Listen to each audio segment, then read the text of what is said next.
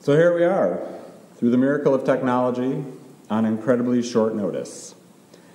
I can tell you that just about the last thing I ever wanted to be was a TV preacher, looking into a camera. But I love Sunday mornings so much, and I am glad to be here with you this way, because this is the means we have to be connected. I want to start off today with some gratitude.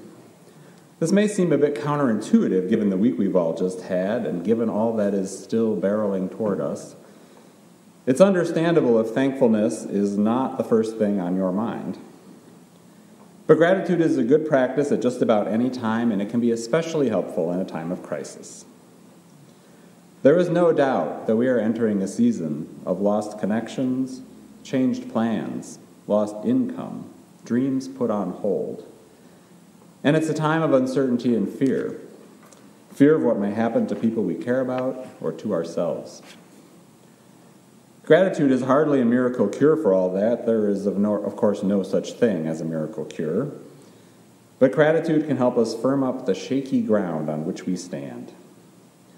It can provide a hopeful inventory of what is not lost, and a reminder of the good that people can do for each other. So today I want to share that I am grateful for many things. For the responsible leadership we are seeing in our state, and for dedicated federal public servants like Dr. Anthony Foti, who's been showing leadership since the early days of the AIDS crisis, and who, by the way, is working some very long days at the age of 79. I'm grateful for the brave and heroic caregivers and researchers in the medical field, here and around the world, who are sacrificing their time and in many cases risking their lives to help others. I'm grateful to the Unitarian Universalist religious professionals across the country and in the Twin Cities for offering resources and ideas and support as we all try to continue to be of service at such a fluid time. I'm grateful to the people of this congregation for building a resilient institution over the past 139 years. And I'm particularly grateful to our current members for their flexibility and understanding, for the ways they have stepped up in just the past few days, offering their skills, their time, their money, to help out our congregation and its people as we weather this storm. A storm that has so rapidly clouded our skies.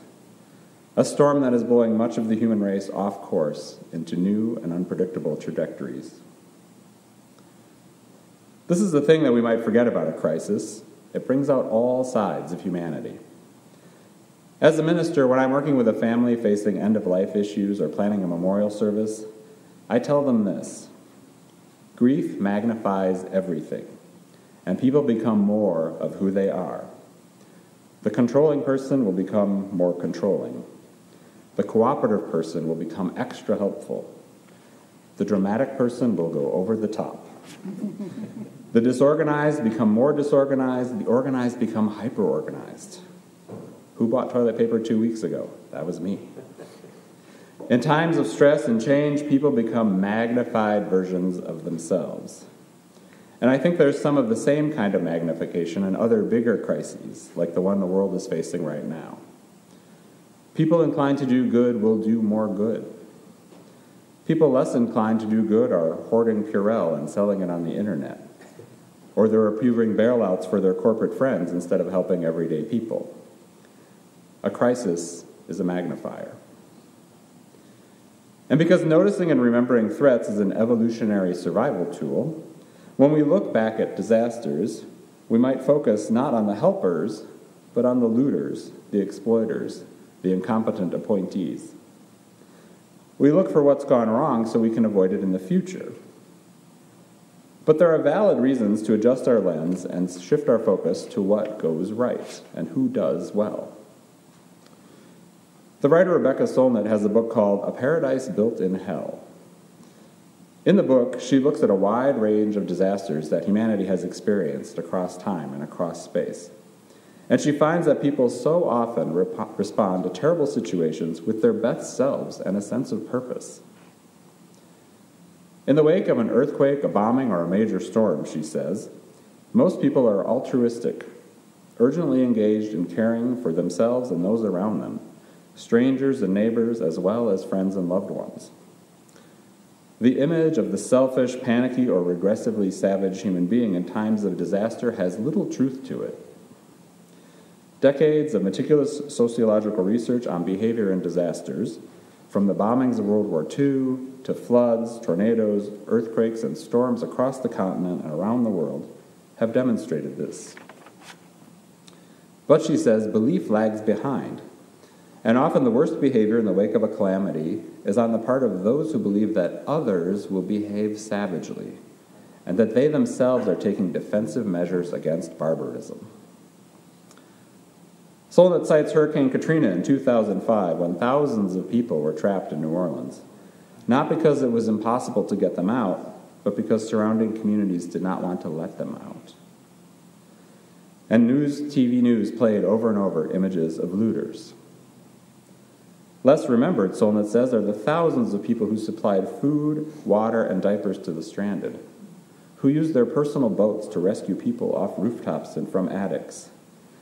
And more than 200,000 people volunteered to house complete strangers in their own homes in the weeks after the hurricane. Bad can bring out bad, but it also can bring out good. And I think this pandemic we find ourselves in, we are already starting to see much that is good. Solnit takes a look at the language we humans use around a crisis. I love this kind of analysis, and I know many of you do too. Here's what she has to say. The word emergency comes from emerge, to rise out of. It's the opposite of merge, which comes from a word meaning to be within or under a liquid, immersed, submerged. An emergency is a separation from the familiar, a sudden emergence into a new atmosphere. Catastrophe comes from the Greek kata, meaning down, and stryphon, or turning over. The word catastrophe means an upset of what is expected, and the word was originally used to mean a plot twist. To emerge into the unexpected is not always terrible, though these words have evolved to imply ill fortune. The word disaster comes from a Latin compound of dis, meaning away or apart, and astro, star or planet, literally without a star. The word disaster originally suggested misfortune due to astrologically generated trouble. I'm grateful for these explorations of how humans try to create language to describe the unexpected and overwhelming. Right now, in the present emergency, all of us have indeed emerged into a new atmosphere, one that has prompted a misplaced run on ill-fitting masks. And the current catastrophe certainly feels like a plot twist. Or maybe it's more like someone took a giant eraser to the plot, wiping our calendars clean and deleting our outline for the next few pages of our life story.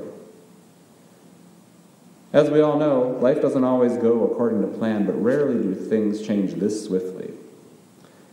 And rarely does such disruption happen to so many people over so much of the planet all at once, causing a global disorientation.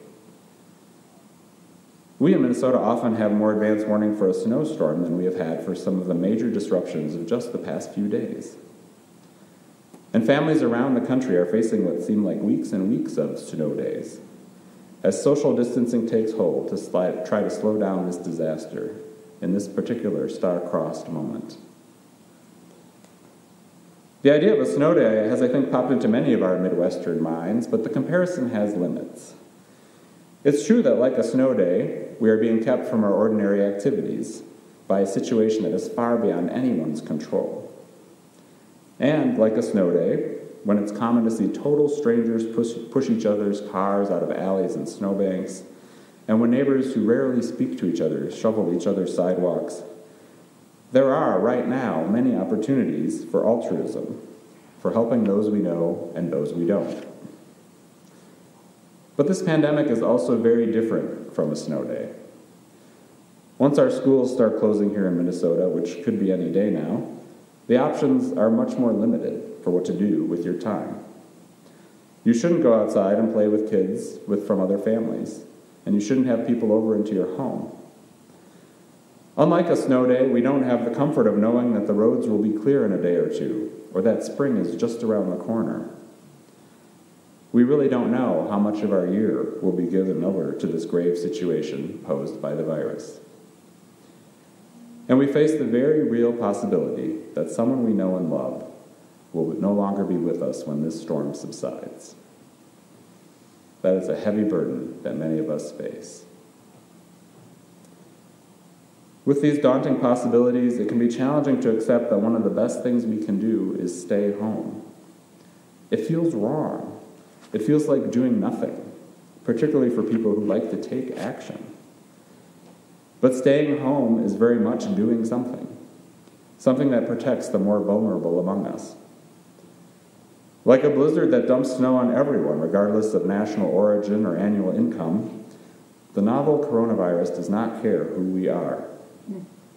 It's infecting everyone, from low-paid nursing home workers to people at the highest level of governments around the world.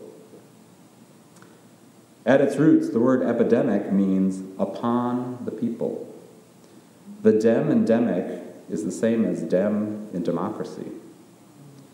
And the etymology of pandemic is simply all the people. Truly, this will affect all the people of our country in some way, and most of the people in the world. But while snow and the virus don't discriminate, our human-created societies do.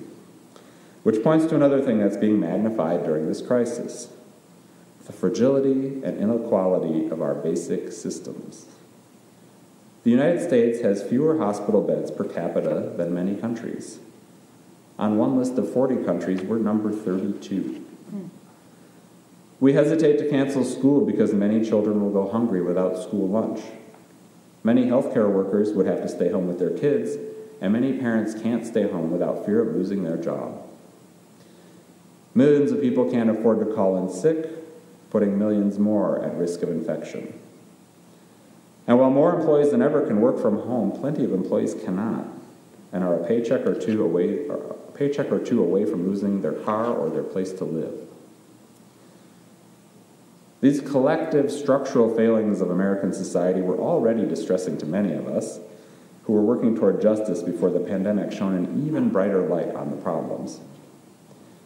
And this crisis may prove, even before it's over, to nudge us toward a more equal and just society. It's already furthered the American myths of going it alone or the self-made man. Very few of us, it turns out, have their own medical equipment or can grow our own food. Rebecca Solnit says that our response to disaster gives us nothing less than, quote, a glimpse of who else we ourselves may be and what else our society may become. A glimpse of who else we ourselves may be and what else our society may become. And as we heard just a bit ago in our poem, a poem written just this past week, a poem that exemplifies how art can help us get through a crisis. We are connected in ways that are terrifying and beautiful. You could hardly deny it now. Know that our lives are in one another's hands. Surely that has become clear. Our well-being and our lives are indeed dependent on one another. And that points to one of the great dissonances of what is going on. At a time of crisis, what do so many of us want to do? We want to be together. We want to shake hands with a new friend or give hugs to an old friend. We may yearn to see friendly faces and have shared experiences. We may long for familiarity, routine, community, belonging. But our rational and scientific brains know what's best and are having to veto what the heart wants. And we don't know when we'll get the all clear to return to so many things that we love.